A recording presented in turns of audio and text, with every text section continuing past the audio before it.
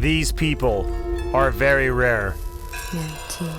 They have always been there and always will be. They live on different continents and pray to different gods. But they all have abilities that are beyond explanation. Their words are prophetic. Their undertakings sometimes contradict the laws of physics. Our project is about them, the mysterious chosen ones, the people of knowledge.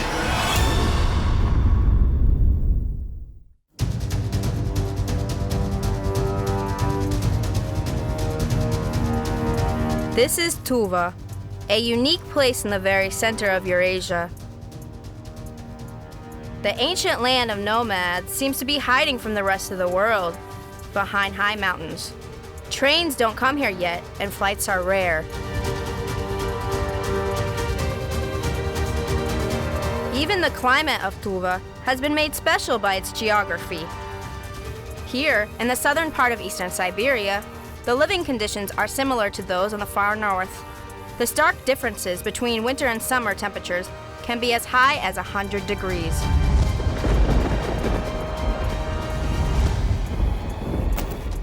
This place is forbidding and inhospitable by nature, but that's exactly what allowed people who settled here 50,000 years ago to develop incredible power and resilience. At the same time, preserving their unique cultural space.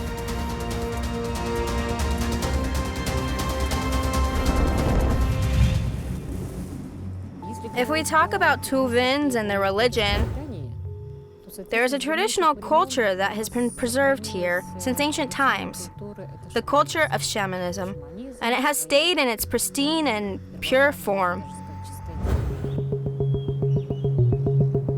Neither Buddhism, that came here in the 17th century, nor Christian missionaries, enhanced by a close connection between Tuva and Russia, starting from the 18th century, could replace the ancient culture of shamanism.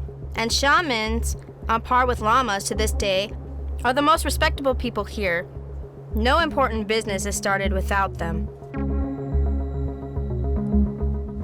Shamanism is our ancient culture. It's both our medicine and philosophy, and it's also Academy of Tuvan folklore. This culture dates back to ancient times. Of course, other peoples of the great country of Russia also have shamanism, but they have lost a big part of this tradition. Shamanism is also a good display of how old our native language is. Every shaman, man or woman, is a poet, a composer, and a musician.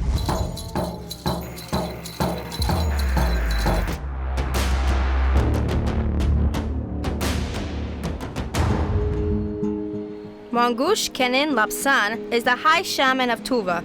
Having been born into a family with long history of healers and clairvoyance, he received his gift from his grandmother, a sky shaman.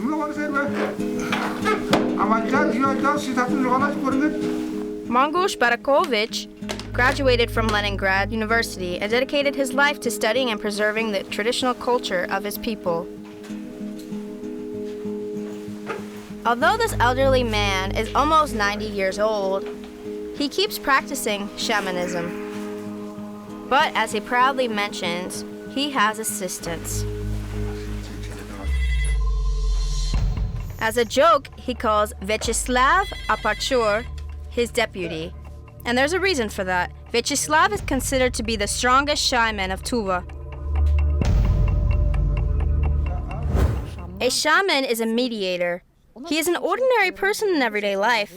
And if you would have seen him going to get some bread in a store, you wouldn't even know who he is. He would stand in a line like everyone else. But when the time comes, he has to face a certain test. When people come to him for help, it's their last hope in this life. And it's time for him to show his true nature. A shaman is someone who can mobilize all his powers when it's needed. Because he doesn't know what time of day or night, people would come to him and ask him for help.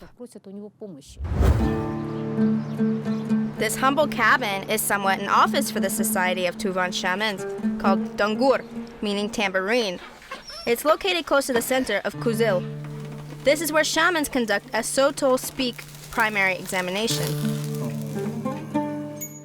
Vyacheslav is preparing for work with great care. Each of his attributes has a designated place, and every day starts from smoking them with burning Turkestan juniper, also known here as artush. This smoke is believed to scare away evil spirits. Now we can get down to work. On coming here, all society members perform the same ritual. They change clothes, discuss news, make fun of each other, and help the one who sees only with his second sight. I see no worries here.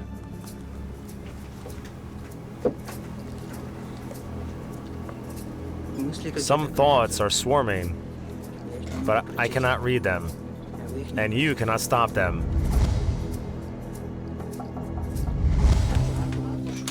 The daily routine here could easily be that of a medical center. But the not-so-fancy furniture is a dead giveaway.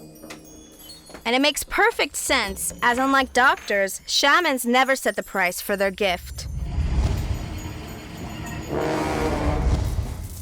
Those who come to the chosen ones are offered to donate whatever they can afford or think is fair. If a person is in no position to spare a single coin, he won't be treated any different. A shaman will still check his destiny on stones, give him a palm reading, and perform a cleansing ritual with the smoke of sacred artush.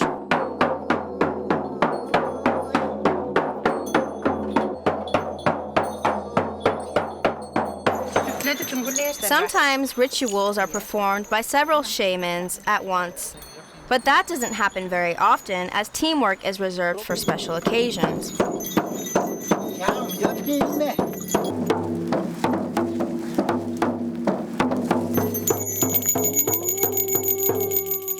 It is the beginning of a lunar month. While we tend to start a new life on Monday, usually without success, Tuvans are very serious about arrangements made on a newborn moon. That's why as soon as the moon starts growing, people get in line for shamans' help. And shamans, or the chosen ones, start asking their heavenly patrons for enough strength to get through this craze, lasting for 3 to 4 days.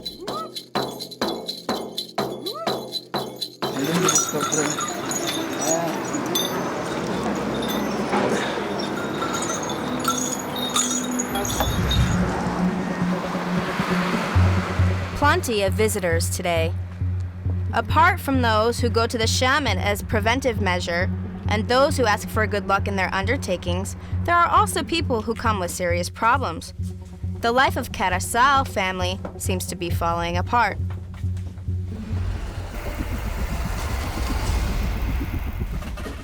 A little while ago, these people realized that every one of them is plagued with trouble, the most important of which is the mother being seriously ill. At a family council, it was decided to go to a shaman together. Let's see what brought you here. It seems that Vyacheslav doesn't need to hear out the complaints of his visitors. The stones show the present and the past, while the smoke of the sacred juniper helps the shaman hear better and feel his patient's state and the spirits that follow him. The shaman can see the entities from beyond which hide on a person's body as clear as a doctor reading an X-ray image.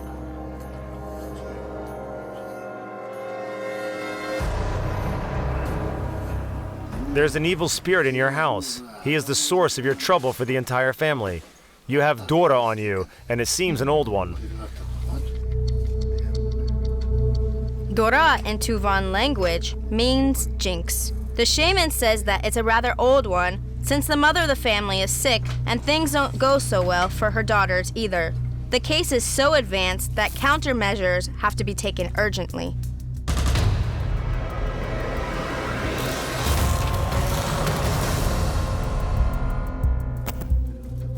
First, the evil spirits check their book, take away a person's altin, golden breath or happiness, and then Mangutin, silver breath or health. The woman is left now only with her red breath, Kuzultin, which is the strength to draw the last breath. Your family says that your personality has changed. It's the most disturbing part. It means that your sinazin is leaving you as well. Sinazin, a twin, is part of the human soul. Losing it means death.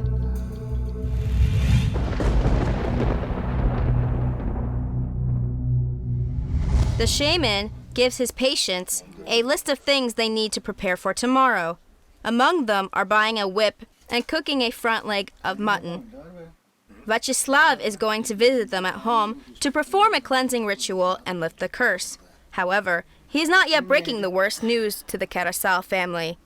He believes that this is not just a small jinx, it's a kagurush, a curse sent by an evil shaman whisperer at someone's heinous request.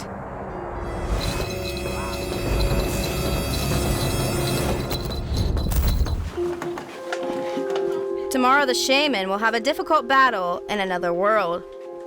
But there's another more joyful ceremony scheduled for today, a ritual for good luck, ordered by another Tuvan family.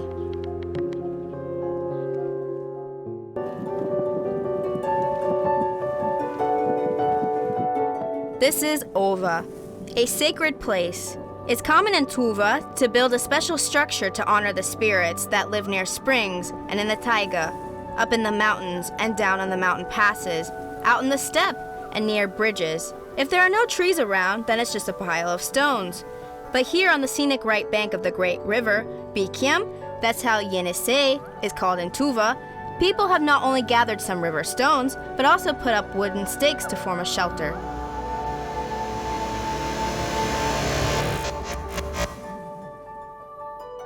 It serves as a home for the Irian, a helping spirit living inside Ova. Every traveler is supposed to make a stop here and show respect for the local spirit by offering him cookies or candies and tying up a brightly colored ribbon. Otherwise, his journey will be difficult or even deadly.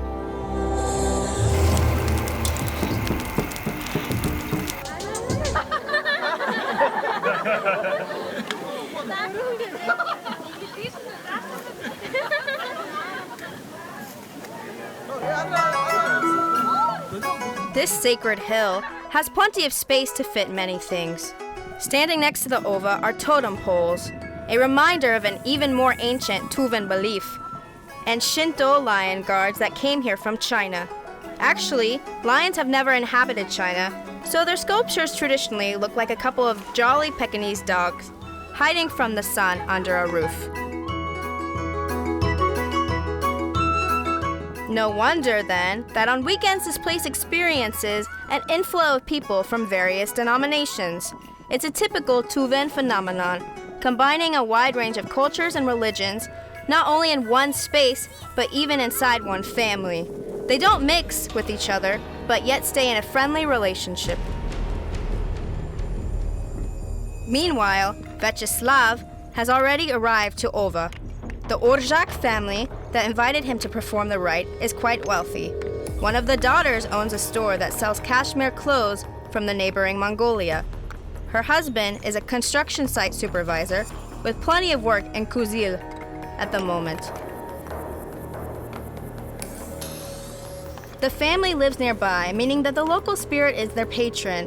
When the elder generation moves from Kuzil, from Duzan Kamiensky district, this Ova was the first one they saw. For the descendants of the great steppe nomads, being in a good relationship with local spirits is a prerequisite to the future well-being. The fire in Tuvan, this word has female gender, is a guide leading the way from material world to the other side, and every shaman has his own way of talking to the spirit. It is believed that a used fire pit can attract castaway spirits that make people ill. For this reason, prior to starting his ritual, the shaman carefully cleans out the bonfire sites and chases the spirits back to their habitat and to the steppe.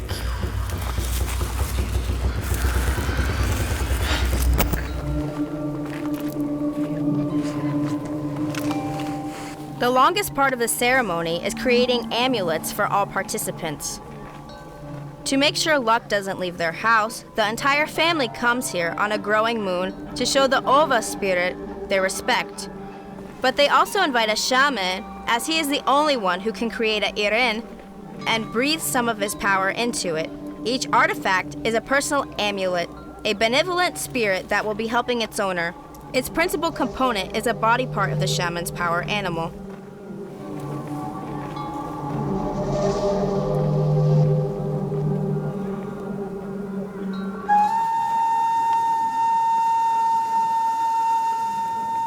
The participants of today's ceremony will have the bear spirit, Adrig-Yiren, as their protector. The shaman instructs everyone to feed the amulet on a regular basis by sprinkling it with milk or treating it with smoke. Multicolored threads represent different good things. But it's the shaman who decides what exactly a person needs in each individual case. Come and propose. Just pay the bride price. And it's done. How many sheep? I don't know. We'll see. It all depends on the parents.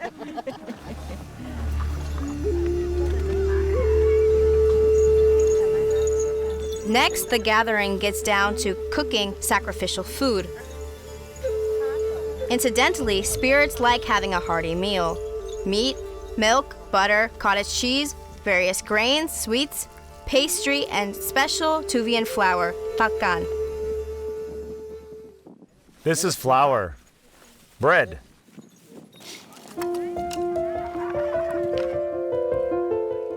Such a ritual is a very joyous event, and even if there are some doubts in its efficacy, the air of festivity, unity, and kindness creates a positive vibe that might be enough in itself to get favorable outcomes in any endeavors.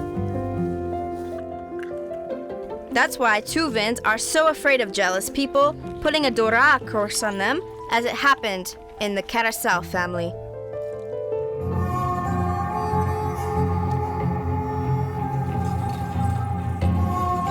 Having finished preparations, Vyacheslav puts on the shaman costume. One of its main attributes, losing which equates the losing power, is the shaman's bronze mirror, Kuzongu. This shiny disc is his personal helping spirit. For thousands of years, these mirrors have been serving shamans from the beginning to the end of their journey on Earth.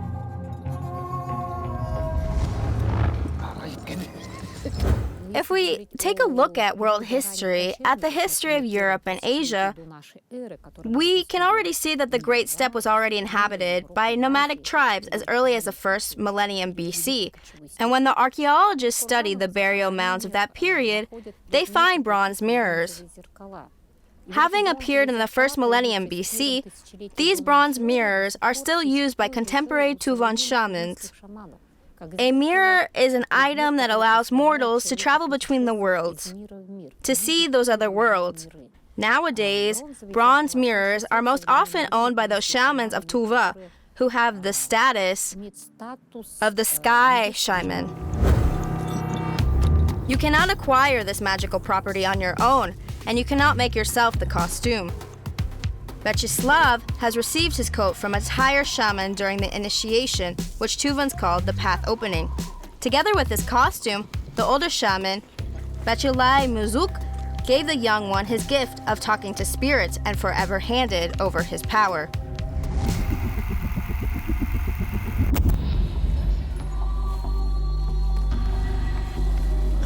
The costume represents a bird flying between the worlds, a power beast and another helping animal. Metal charms and jingle bells are arrows that hit evil spirits. The shaman's crown is both a bird head and a deer head with antlers. Suede boots are bird feet with bear claws. Red and blue stripes are blood vessels, and bones represent the connection with the lower world. The costume of Vyacheslav weighs more than 20 kilograms, so the person of power can be called powerful in the literal meaning of this word. Today is when the new moon rises, and we can leave behind old failures and resentment to start the new month with renewed energy.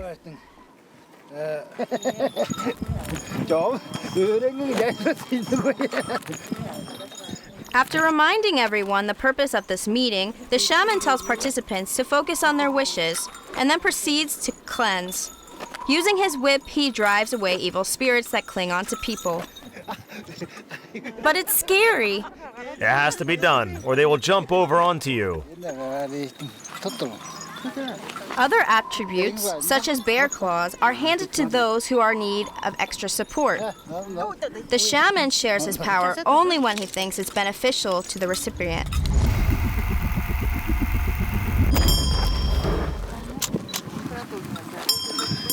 The shaman is ready for his mystical flight outside of time and space.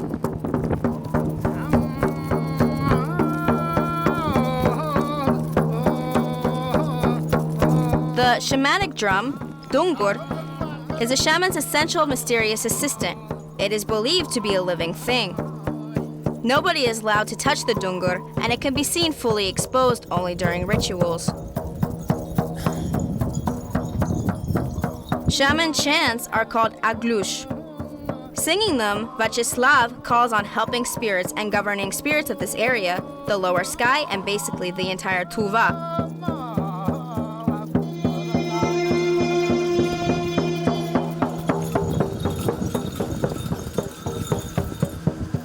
Everyone needs to be cleansed of evil spirits. Tuvans believe that it's the person himself who attracts them with his bad deeds or nasty words. Sometimes spirits lurk in the wait for travelers and then cling on to them to feed on human luck and life force. Quite often, those are senzin, half-souls of badly deceased people who are trying to become whole again. They are only visible, only halfway, but do their best not to be noticed. Their tell is a copper nose, so Tuvan people are cautious of anyone who covers his nose with no apparent reason.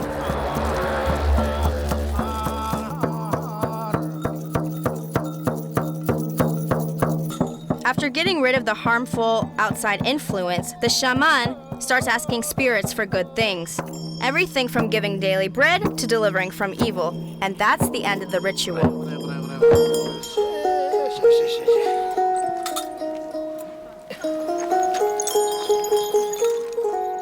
Next, every person has to personally give a treat to the summoned spirits and thus allow them to leave. It's over. The cleansing is done. Everyone take a walk around the fire. So the cleansing is over? Here, here.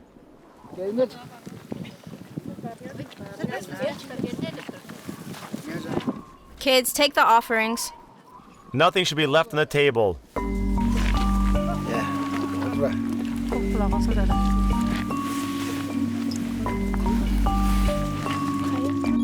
Everyone says farewell to the ova, leaving reminder of their favorite wishes and pointing out favorable signs. This is a clear embodiment of a spirit that got particularly hungry.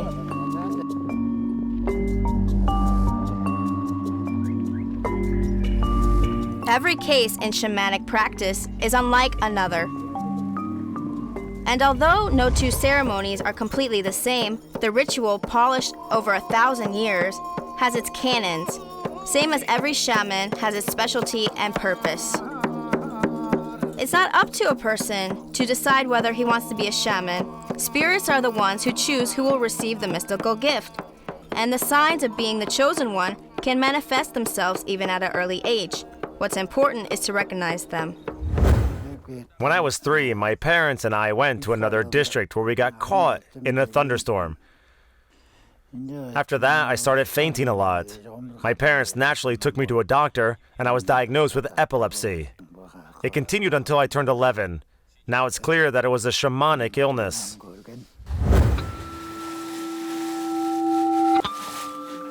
Parents of Vachislav were in no way special. His mother worked as a janitor, his father was a mover. The Soviet medical system implied providing state-funded care for the sick child. Alternative treatments were completely out of the picture. I was born in '62. In those times, you were not allowed to go to shamans, so my parents took me to different doctors. They had been treating me since I was 3, and the drugs they gave me ruined my eyesight. But my uncle Andar had shaman blood in him on his mother's side. He did a reading on the stones and realized that I have a gift.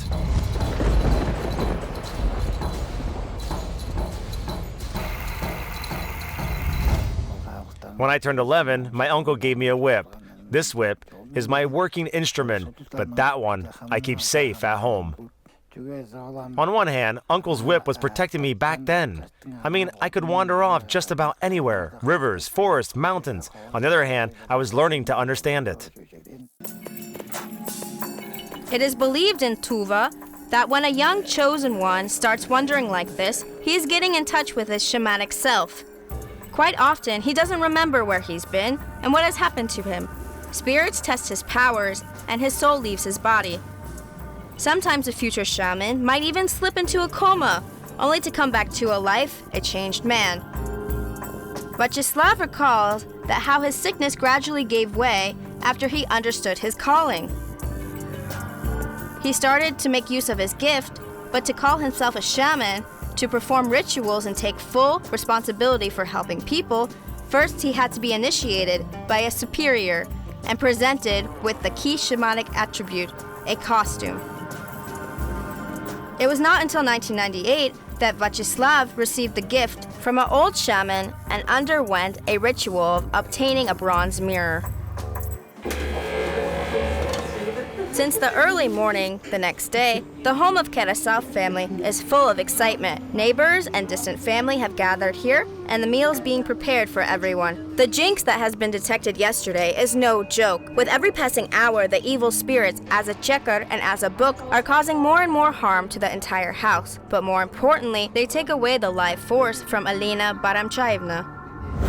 She has stayed in bed for about 2 months. And, of course, she was always getting treatment. But recently, we've decided to talk to shamans as well. Since it's autumn now, and also a growing moon, we want to have our home cleansed. Alina has high hopes for the honorable guest. She couldn't fall asleep last night, grieving her son, who died in the Caucasus more than 10 years ago, worrying about her daughters and being troubled with the thoughts about her own sickness, a recently suffered brain stroke. It's customary in Tuva to treat every house guest to a cup of tea, with milk and salt. And needless to say, all visitors have to get a nice full meal. Vyacheslav has a separate table laid for him. The shaman will share his meal with the spirits, and some parts of it are going to become irins, amulets for the hosts. Cut off all the meat. Bones need to be clean. I cannot eat it all. Generous people you are. The knife. When making irins, amulets for each family member, Vyacheslav is checking against the charts prepared by the host at his request. Names, birth dates, all that has meaning for the elderly and babies alike.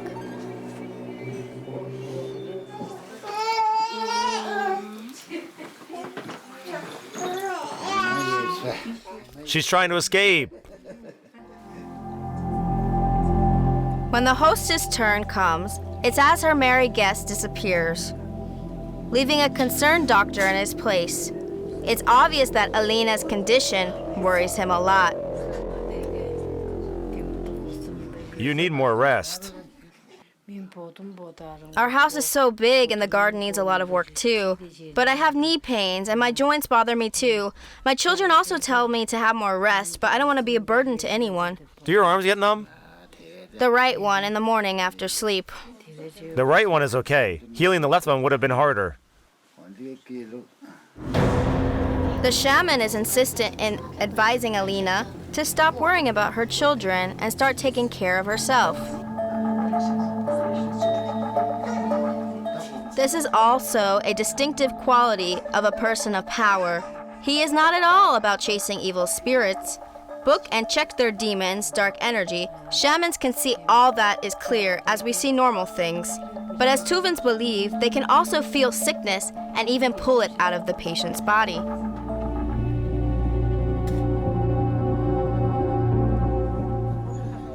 This is going to be the Aaron of your house. A shoulder blade and a thin leg bone of a sheep. See, I tied them together. They represent male and female house spirits. The bone is the female half. Look how white and smooth it is. It has to stay like that. The shoulder blade is the male part. Black is a sign of well-being. This black stripe should grow bigger. If something goes wrong, the shoulder blade will turn white or even crack. The female bone shouldn't have any dark stripes. Watch it closely. You need to feed the Aaron. Smoke it with artiche, or if you are cooking meat, hold it over the steam. Give it milk. If the blade turns white or the bone blackens, it's a bad sign. This Aaron always shows its owners if they are being jinxed. In that case, call me right away. No other shaman or lama can help you. Only I can work with this Aaron. It's time to tell the family what the shaman has found out yesterday. All their misfortunes were sent intentionally upon them with the help of a dark chosen one. In this world, Vyacheslav doesn't know personally the shaman that made the Kargush curse. But in the world of beyond the twins of their souls, Sinisians have already met.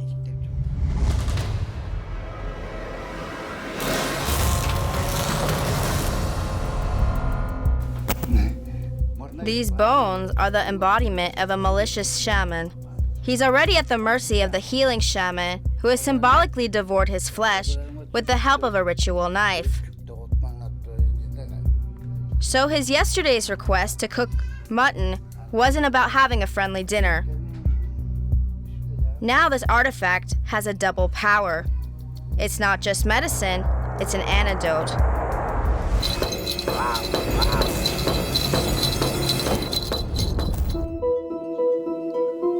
To deal with less serious problems like minor ailments, Vyacheslav creates a substitute of his shaman whip. He has seen the need for this Aaron when first meeting this family. After the shaman breathes his power into it, the man of the house will become capable of chasing petty little spirits himself.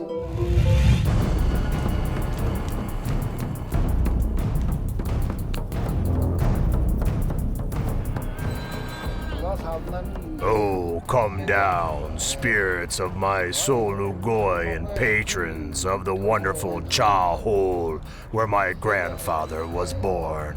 Come down from the top of mountain ranges and passes, oh, my heavenly gods, who generate thunder like rumble. Come down, all of you.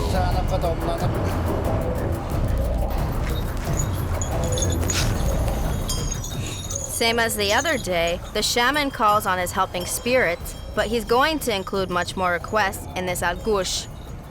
His task is to drive away all evil that has been thriving in the house of the Carousel family. Mounted on a hot-headed horse, up I went, and then down I went. Look, my patrons, at this hearth, at this yard, at this yard. Such is the dwelling of these people. I ask of you to cleanse them. For this reason I came here. In circles I came, so the other one couldn't catch sight of my horse's tracks. A horse is what a shaman calls his drum. He is flying on it in the other world, covering his tracks.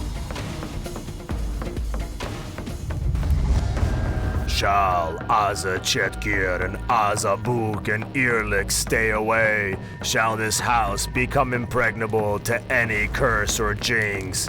Oh, take away this Kargish. Help me to lift it. We will fly up as a raven, fly up easy to peck on his blood. We will turn into an eagle and watch him from the heights. Tear out his liver and lungs, tear his veins and heart into small pieces, drive his accessories into my sack that I have open here. Shall they get lost and finished inside? The shaman repeats his mystical formula multiple times in a fierce fight with the evil. He's passing on the request of the Carasal family to the spirits of the highest rank. He's the only one who can know when the ritual has reached its goal and whether the goal has been reached at all. After all, it might be that the shaman who has created the curse and is invisibly present here at the moment will turn out to be stronger, despite suffering a loss first. The only thing left for Alina is to wait and see who wins the battle. Your protection is what they ask for. Close the circle from below, from above, from the four corners, from the 9 sides. Give protection from the other one. Keep them safe from his accomplices is what they ask. Oh, shut the gate, seal the gate, close the chimney with your ropes. Seal the golden and silver gates. Shall this fortune remain? The fortune that arrived, the fortune that came down. This means that evil powers have surrendered and pestilent spirits have left the house. 3 times happiness for the children, 7 times luck for the children. Send it down, let it remain. Secure the lower luck, cover it with happiness. Give them 9 different treasures in abundance. The ritual is over. For the next 3 days, every member of this household has to keep his thoughts clean until the protective power of the shaman and his helping spirits have been consolidated. No arguing, no gossiping. It's important to remember that newly cleansed people present an irresistible target for evil spirits. But the only chance for them is to get back in its bad behavior. When a family comes to a shaman, no matter how powerful he is, he also needs to have a certain life experience. The strong energy is not enough, as life experience allows him to estimate the situation and make a correct judgment. Let's put it like this. We cannot catch wind. We cannot grab a sunbeam. To do that, we need certain technical means. And the technical means that a shaman uses are his power, his energy, his knowledge, and his life experience. That's why a shaman has to walk the path of a regular person. He cannot be separated from his environment, both natural and social. He builds up attachments, starts a family, and makes friends. And tonight, Vyacheslav is meeting some of them. This is a shepherd station. The traditional occupation, cattle herding, is widely spread in Tuva. And many of those who were born in the city and acquired a modern profession still return to the labor of their ancestors. That's what one of Vyacheslav's friends had done several years ago when he moved out of his apartment in Kazul to a pasture. At the moment, he still lives in a small makeshift hut that isn't even powered, but a nice and spacious house is already under construction close by. In any case, friends are happy to see each other, even in the most humble abode.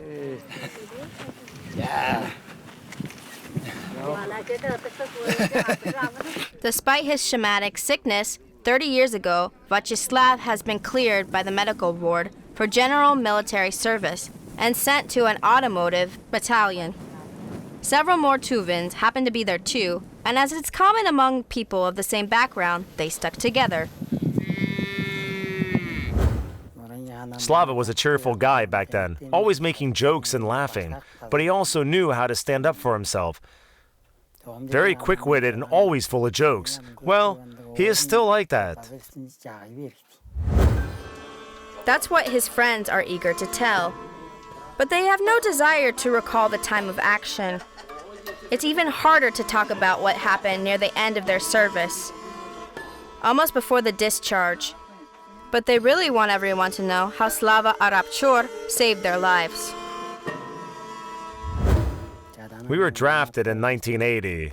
We spent 6 months in a boot camp in Uzbekistan, and then continued the service together in Afghanistan. We were working as drivers in cargo convoys, and in 1982, as part of a big convoy of military cars, we moved into the Salang Pass and got attacked by Mujahideen, a 6-kilometer tunnel. and the bomb went off in the very front of it. A lot of our guys have died in that fight, and many simply passed out. Carbon monoxide builds up really fast in a tunnel. So they were called dead and sent into a morgue together with other corpses, us included. We woke up at night among cadavers. It was a very small facility. Slava was the first one to regain consciousness. He fumbled around until he found me. And then Artur woke up and asked for water, as if there was any water there. So we got outside, and we survived just because Slava protected us with his gift.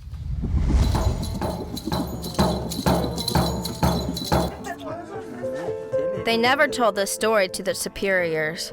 It's highly unlikely that their words about Slava Arapchor's gift would have been taken seriously. Everyone thought that they simply got lucky.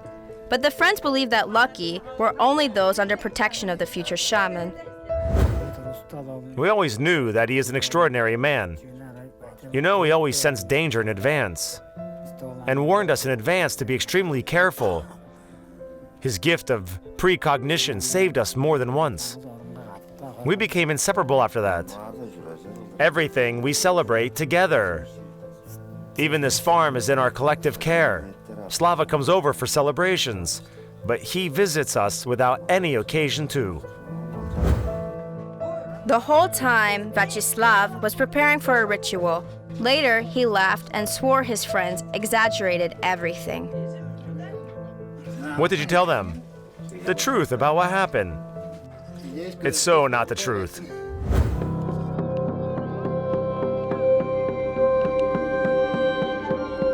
Humility is also an essential quality for a shaman. Tuvans believe that spirits don't forgive their chosen one for succumbing to vanity and arrogance. They also never let him forget that his main job on Earth is to help people.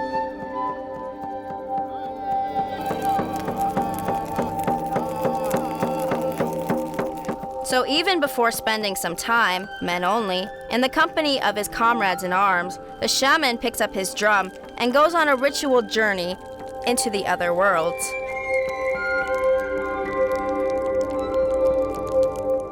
This ritual is also different from any other. The shepherd station needs other chants and other errands that will protect the cattle from sickness and their owners, from villains and horse thieves, which still abound in the steppe of Tuva.